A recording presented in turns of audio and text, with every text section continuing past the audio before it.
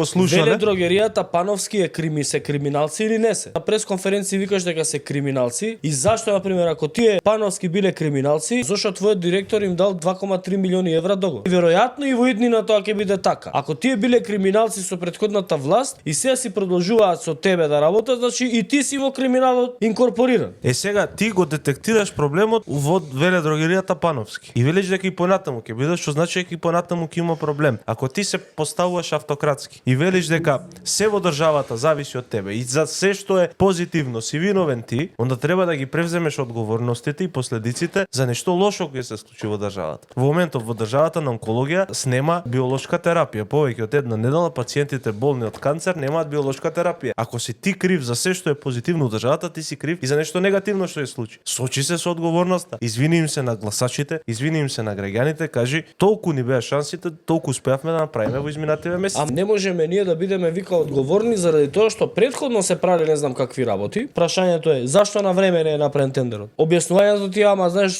чекавме да се вчита буџетот па да се распределат парите. Добро. Зашто во прошлиот буџет не сте купиле резерви за периодот додека во новата година не се вчита буџетот? Значи од прошлата година у тој буџет купете лекови резерва за да имате во новата година, за да не чекате вчитување на буџетот да не се доведете у ситуација да немате лекови. 8 месеци сте мислам власт.